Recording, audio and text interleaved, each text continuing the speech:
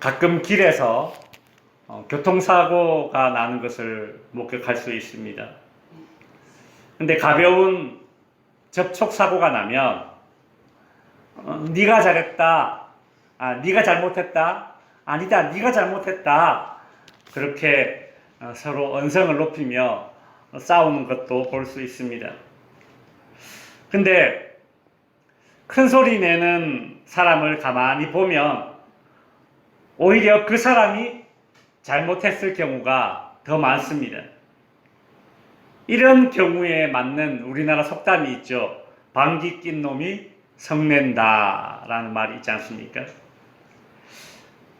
왜 자기가 잘못을 해놓고 더 큰 소리를 낼까요? 그 큰 소리로 자신의 잘못을 감추기 위해서입니다. 이런 속담도 있습니다. 빈수레가 요란하다. 빈수레는 자신의 그 부족함, 그 없는 상태, 그것을 감추기 위해서 더 요란합니다. 더 큰 소리를 냅니다. 요즘은 볼 수 없지만, 그래서 간혹 TV에서나 볼 수 있는 그런 장면들인데, 그 가짜 약장수들이 TV에 보면 가끔 나옵니다. 가짜 약장수들이 이 가짜 약을 팔기 위해서 얼마나 소란스럽습니까? 북치고 장구치고 막 차력 쇼도 하면서 그렇게 시끄럽죠. 소란하고 요란하고 큰 소리를 내어서 정신을 쏙 빼놓습니다. 왜 그렇게 합니까? 가짜임을 감추기 위해서입니다. 진짜는 여러 말이 필요 없습니다. 소란할 필요도 없습니다. 진짜는 내가 진짜다라고 말하지 않습니다. 내가 진짜야, 그렇게 주장할 필요도 없습니다. 그러니 진짜는 조용한 것이죠. 그런데 가짜는 자신을 진짜라고 믿도록 하기 위해서 늘 시끄럽습니다. 여러 말이 필요한 것이죠. 나는 가짜인데 상대방으로 하여금 진짜로 믿도록 하기 위해서 얼마나 많은 말을 해야 하겠습니까? 끊임없이 소란해야 합니다. 계속 큰 소리를 내야 합니다. 바로 이와 같은 원리를 솔로몬이 오늘 본문에서 이렇게 표현하고 있습니다. 17절에 보시면 조용히 들리는 지혜자들의 말들이 우매한 자들을 다스리는 자의 호령보다 나으니라. 우리가 보는 이 개역개정 성경 번역이 이게 좀 이해가 좀 명쾌하게 되지 않습니다. 그래서 또 다른 성경 번역본을 보면 좀 더 이해가 쉽게 됩니다. 새 번역본에는 이렇게 되어져 있습니다. 어리석은 통치자의 고함치는 명령보다는 차라리 지혜로운 사람의 조용한 말을 듣는 것이 더 낫다. 현대인의 성경본에는 이렇게 되어 있습니다. 지혜로운 사람의 조용한 말이 어리석은 임금의 호령하는 소리보다 낫다. 좀 더 쉽게 이해가 되시죠? 네.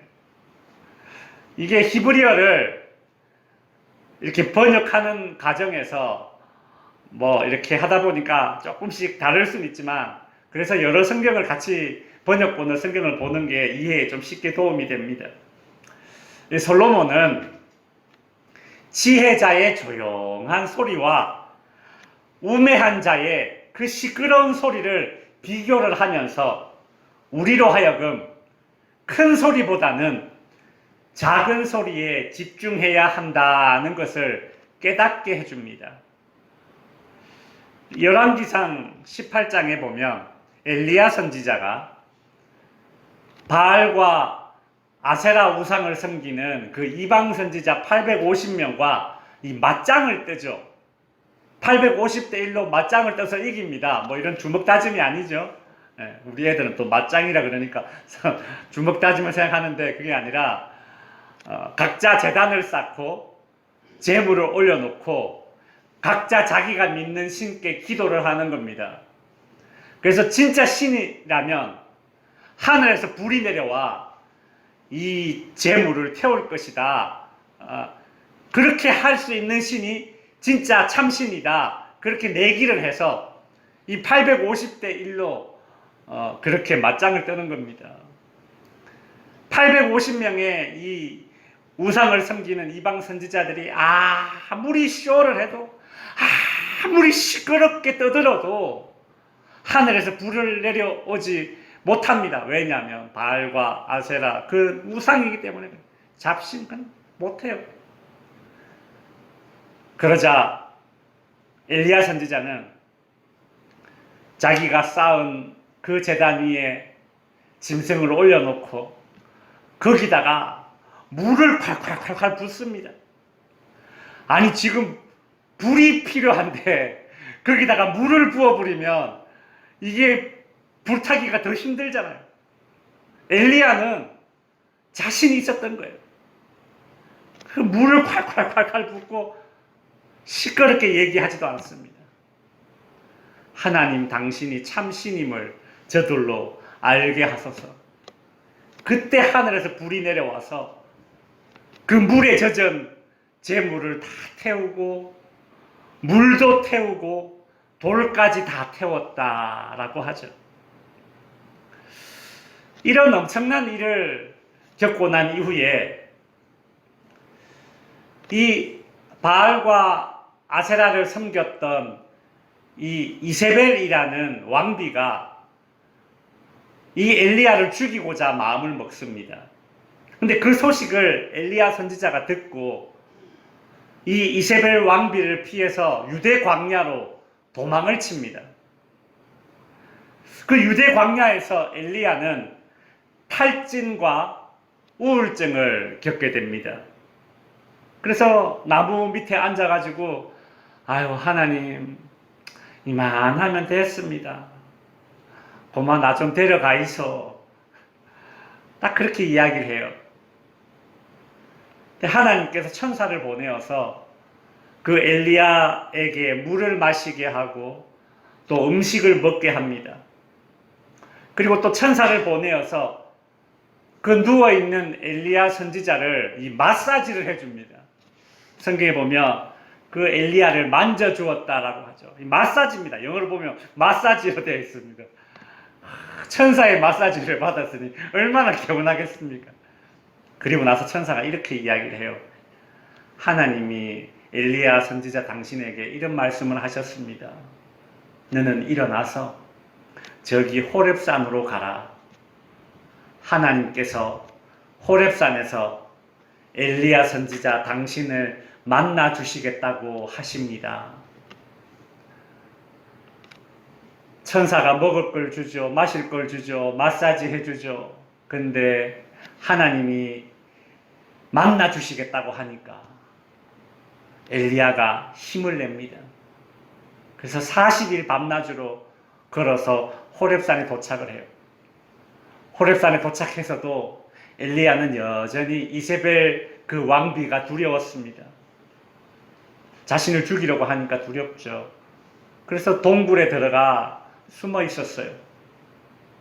근데 그때 하나님이 그 동굴에 있는 엘리야에게 찾아오시는 장면이 열왕기상 19장 11절부터 13절에 기록되어져 있습니다. 우리 같이 한번 읽어볼까요? 11절에 보시면 여호와께서 이르시되 너는 나가서 여호와 앞에서 산에 서라 하시더니 여호와께서 지나가시는데 여호와 앞에 크고 강한 바람이 산을 가르고 바위를 부수나 바람 가운데에 여호와께서 계시지 아니하며 바람 후에 지진이 있으나 지진 가운데서도 여호와께서 계시지 아니하며. 갑자기 엘리야 앞에 엄청난 바람이 부는 겁니다. 그 바람은 산을 가르고 바위를 부수는 엄청난 바람이었습니다. 지난번 태풍 때 바람이 좀 세게 불었지 않습니까? 저희 교회 소나무 2개가 이렇게 넘어가고, 제가 여기 심어 놓은 자두나무도 이렇게 넘어가고, 야, 그 정도 바람만 불어도 소나무가 넘어가고 자두나무도 넘어가고. 근데 지금 이 엘리야 선지자 앞에 불고 있는 이 바람은 바위를 부술 정도로 막 큰 그런 강한 바람이 불어왔습니다. 와, 굉장하다, 굉장하다. 이렇게 굉장하고 요란함 속에 하나님이 임재하시는가 라는 생각이 들 법합니다. 그런데 그 강력한 바람 속에 하나님은 계시지 않았습니다. 바람이 지나가고 난 후에 갑자기 온 땅을 흔드는 엄청난 굉음을 내면서 지진이 일어났습니다. 아, 굉장하고 두렵다, 두렵다. 이 정도의 굉장함과 요란함과 두려움 속에 땅이 흔들리는 이 가운데 하나님이 이제 임재하시는가? 그런데 그 굉장한 지진 속에서도 하나님은 임재하지 않으셨습니다. 12절에 보시면 또 지진 후에 불이 있으나 불 가운데서도 여호와께서 계시지 아니하시더니 라고 하죠. 바람에도 지진에도 그 가운데 하나님이 나타나지 않으셨습니다. 이번에는 불이 나타났습니다. 불을 보면 엘리야는 기대감이 생깁니다. 왜요? 갈멜산에서 그 850대 1로 맞짱 뜰 때 하늘에서 불이 내려왔지 않습니까? 아, 지금 엘리야 앞에 불이 나타났습니다. 야, 그래, 불이야. 모든 걸 태워버리는 이 강력한 불 가운데 하나님이 이제 나를 만나 주실 거야. 그런데 그 강력한 모든 것을 태워버릴 수 있는 그 불 가운데서도 하나님은 계시지 않으셨습니다. 도대체 하나님은 어디에 계신가? 이 정도로 강력하고 압도적이고 크고 요란한 바람과 지진과 불 가운데 하나님이 안 계시다면 도대체 어디에 하나님이 계신가? 12절 후반부에 그리고 13절에 이렇게 기록되어져 있죠. 불 후에 세미한 소리가 있는지라. 13절에 보면 엘리야가 듣고 그돛으로 얼굴을 가리고 나가 굴 어귀의 섬에 세미한 소리가 그에게 임하여 이르시되 엘리야야, 네가 어찌하여 여기 있느냐. 드디어 엘리야에게 하나님이 찾아오셨습니다. 그런데 하나님은 바람도 지진도 불도 아닌 세미한 소리 가운데 찾아오셨습니다. 그렇습니다. 진리 되시는 하나님은 바람, 지진, 불, 이런 크고 이런 소란스러운 가운데 찾아오신 것이 아니라 세미한 소리로, 작은 음성으로 엘리야를 찾아오셨습니다. 사람들은 큰 소리를 내면 이길 것 같아서 큰 소리를 냅니다. 그래서 교통사고, 접촉사고가 나면 서로 큰 소리를 내는 겁니다. 목소리 큰 놈이 이긴다는 말이 있지 않습니까? 실제로 이 세상에서 그게 먹히기 때문에 그냥 그렇게 큰 소리를 내는 거예요. 자기 주장을 하는 겁니다. 그러나 정작 그 큰 소리에는 지혜가 없고 진리가 없습니다.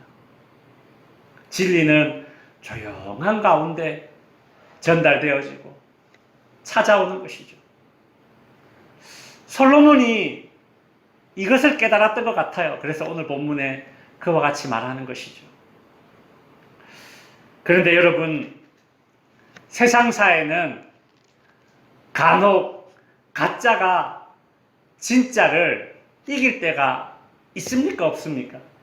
있죠. 어리석음이 지혜에게 이길 때가 있습니다. 어떻게 해요? 큰 소리로, 막무가내로, 막 우겨서 이깁니다. 여러분, 정말 막무가내로 큰 소리로 떼쓰는 사람 이길 수 있습니까? 없습니까? 못 이깁니다. 못 이겨요. 막무가내로 큰 소리 떼쓰는 사람 못 이깁니다. 분명 말도 안 되는 얘기인데 막 큰 소리로 이야기하고 떼쓰고, 심지어 여러 명이 단체로 막 우겨서 자기의 뜻을 달성하기도 하죠. 이것이 일명 떼법이라는 겁니다. 떼법. 이 떼법이 무슨 말이냐면, 떼를 써서 법을 만들어서 자기의 목적을 이루는 것이죠. 떼법.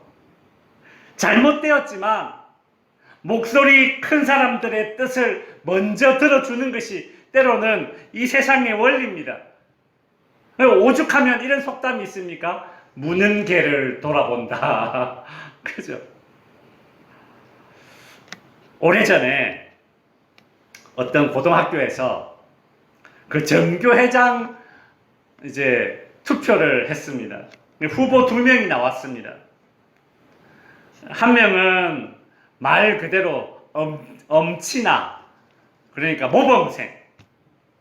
또 다른 한 명은 공부보다는 놀기 좋아하고 성격도 좋아서 늘 친구들과 어울려 다니는 그런 후보 2명이 이제 각각 연설을 했습니다. 근데 놀기 좋아하는 후보가 연설할 때에 이런 말을 했습니다. 제가 만일 전교회장이 된다면 우리 학교 옆에 있는 이 여자 고등학교와 우리 학교 사이에 매점을 하나 만들어서 같이 사용하도록 하겠습니다. 그래서 그 매점을 우리 학교와 그 학교의, 그 여자 고등학교의 만남의 장소로 그렇게 만들겠습니다. 그러니까 애들이 와 좋아하고 박수를 쳐주고 웃고 난리가 났습니다. 선생님들의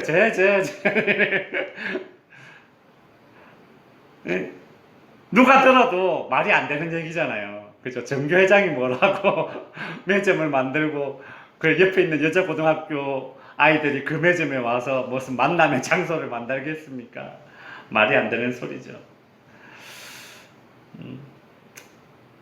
근데 그날 그 투표가 어찌 되었는지 아십니까? 예. 말도 안 되는, 누가 들어도 말도 안 되는 소리를 했는데 그 해에 전교회장은 바로 그 친구가 되었습니다. 그래도 참 이거는 애교 수준이죠. 그죠? 애교 수준이죠. 철없는 아이들이 그죠? 그냥 그렇게 뭐 애교입니다. 말도 안 되는 어리석은 소리가 인기를 끌어서 이기는 경우가 오늘날 정치판에, 선거판에 얼마나 많습니까? 그죠? 진짜 문제는 오늘 본문 이제 18절에 나타나는 이런 상황입니다. 18절에 보시면 지혜가 무기보다 나으니라. 솔로몬이 늘 이야기하는 게 이거 아닙니까? 그죠? 지혜를 계속 강조하잖아요. 이와 비슷한 말이 있죠. 패는 칼보다 강하다. 지혜가 무기보다 나으니라. 지혜가 이렇게 힘이 있다, 영향력이 있다. 그러나 죄인 한 사람이 많은 선을 무너지게 한다라고 이야기하고 있습니다. 여기서 죄인은 뭐 이렇게 막 그런 죄를 짓는 그런 사람을 일컫는 것이 아니라 어리석은 사람을 이제 이야기하는 겁니다. 솔로몬은 어리석은 사람이 자신의 우매함을 큰 소리 내어서 그렇게 공동체 전체를 파멸로 이끌고 갈 수 있다. 그리 지금 이야기하고 있는 것이죠. 정확하게 이와 일치하는 사건이 출애굽 사건 때 있었습니다. 민수기 16장에 보면 고라당 반역 사건이 나오죠. 레위 지파인 고라는 이런 생각을 했습니다. 아니, 나도 레위 지파고 나도 레위인이고 아론 쟤도 레위인이고 다 같은 레위 지파인데 누구는 아론과 그 후손은 제사장이 되고 우리는 제사장이 못 되라는 법이 어디 있나? 아니 그리고 모세는 저건 뭔데 저 혼자 이스라엘의 지도자로 혼자 다 하나? 그래서 이 고라가 사람들을 선동해서 반역을 일으켰죠. 그죠? 이 일로 레위 지파 250명이 하나님의 심판을 받아서 사망하는 일이 일어났습니다. 이런 겁니다. 지혜는 무기보다 강한 영향력이 있지만 우매함도 큰 소리를 내어서 그렇게 영향력을 발휘한다라는 거예요. 그렇게 지혜가 쌓아놓은 그 업적을 하루아침에 무너뜨릴 때가 있다라는 것입니다. 오랜 시간 차곡차곡 이뤄놓은 나라의 기틀도 정치인 한 명, 대통령 한 명 잘못 세우면 그냥 몇십 년 뒤로 후퇴하는 겁니다. 우매하고 목소리만 큰 사람 때문에 공동체가 십수년 뒤로 후퇴하는 일들이 일어난다는 거죠. 솔로몬은 때로는 이렇게 우매한 자의 큰 소리가 지혜의 가치를 손상시키고 뼈아픈 그런 아픔을 우리에게 안겨준다라는 것을 오늘 본문을 통해서 이야기해주고 있습니다. 이제 말씀을 정리하겠습니다. 솔로몬은 지혜자의 지혜와 우매자의 어리석음을 비교하고 있습니다. 지혜자는 큰 소리를 내지 않습니다. 그러나 우매자는 큰 소리를 냅니다. 자신의 부족함, 자신의 어리석음을 덮기 위한 큰 소리입니다. 그런데 어떤 사람들은 그 우매자의 큰 소리를 듣고 저게 진짜구나 라면서 썩는 일이 세상 다반사입니다. 성도 여러분, 따라서 우리는 이 세상에서 들리는 그런 큰 소리에 집중하기보다 지혜로운 그런 작은 소리에 집중하고 귀 기울일 수 있어야 합니다. 큰 소리는 그냥 가만히 있어도 큰 소리니까 들립니다. 그런데 작은 소리는 내가 애써 들으려고 하지 않으면 안 들리는 게 작은 소리, 지혜의 소리입니다. 세미한 소리, 억지로 들으려 해야 들리는 것이죠. 하나님은 이스라엘 백성들을 향하여 이스라엘아 들으라, 들으라 라는 말씀을 여러 차례 하셨습니다. 여기서 들으라는 말은 집중하라는 뜻이고, 그리고 거기에 네 마음을 담아라, 거기에 네 마음을 쏟아라, 그 뜻입니다. 바라기는 덕지교회 모든 성도 여러분, 세상에 시끄럽고 크고 요란한 소리에 마음 뺏기지 말고 지혜로운 작은 소리, 하나님의 말씀과 그 음성 듣기에 힘쓰시는 저와 여러분이 될 수 있기를 바랍니다. 기도하겠습니다.